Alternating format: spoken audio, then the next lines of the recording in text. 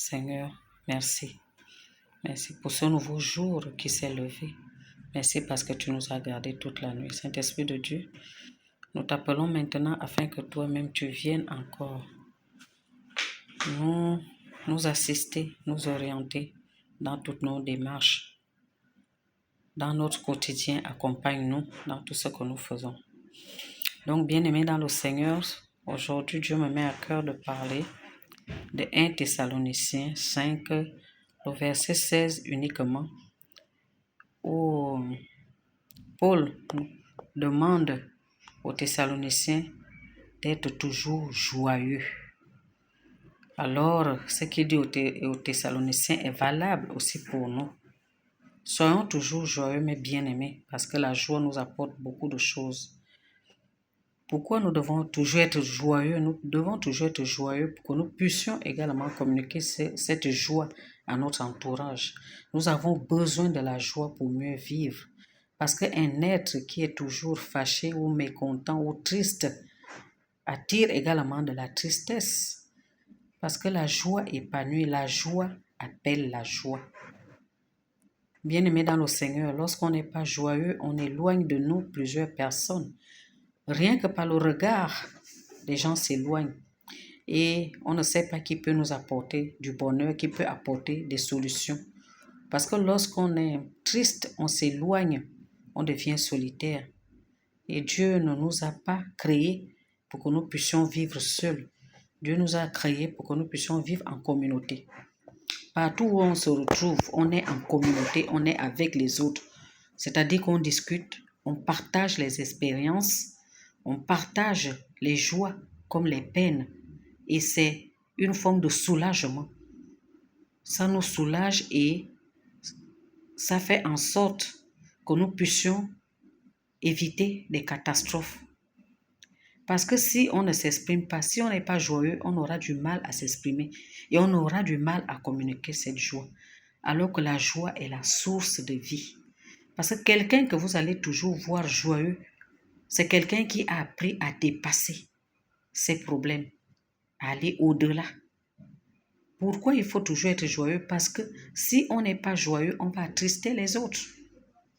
Et ne croyons pas que parce que nous sommes toujours joyeux, que l'on ne va pas croiser des personnes méchantes sur notre chemin. Non.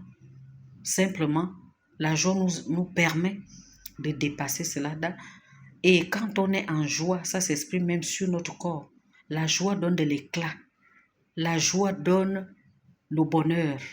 La joie, c'est le bonheur déjà. La joie nous donne de l'espoir. Et la joie nous permet vraiment d'éloigner de nous l'ennemi.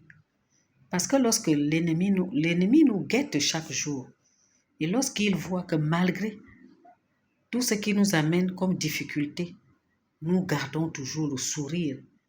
Et là, moi, je vous dis, mes chers frères et sœurs, c'est la meilleure arme que l'on puisse avoir. Et cette joie-là, nous devons beaucoup plus la chercher en Christ. Parce que Christ est le distributeur naturel de la joie. Parce que la joie qu'on peut avoir, le monde peut aussi nous procurer de la joie, mais ce sera une joie éphémère. Ce sera une joie qui passera.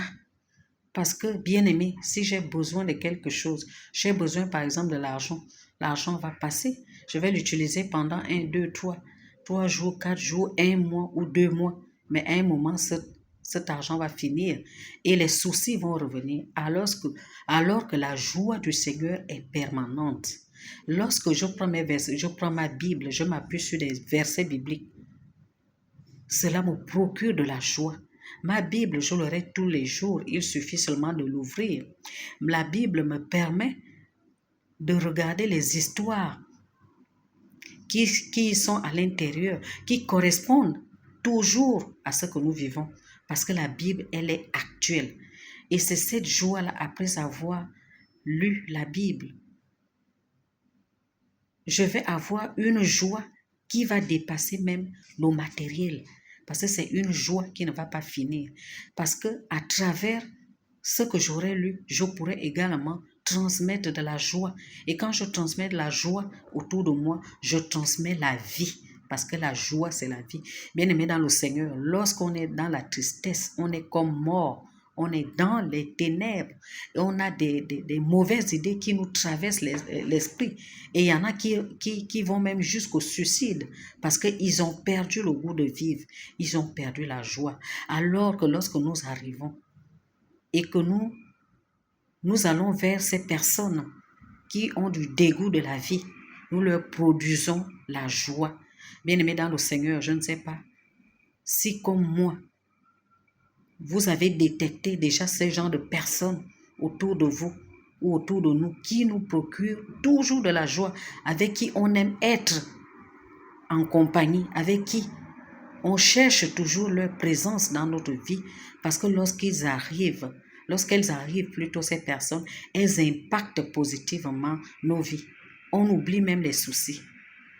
Et en dehors de ces personnes, de ces frères et sœurs, nous avons la parole de Dieu. Bien-aimés, apprenons à lire, apprenons à méditer la parole de Dieu pour garder cette joie permanente. Donc, c'est la bonne nouvelle que je devais nous apporter aujourd'hui à travers la lettre de Saint Paul aux Thessaloniciens. La joie. Donc, soyons toujours joyeux. Merci et bonne journée.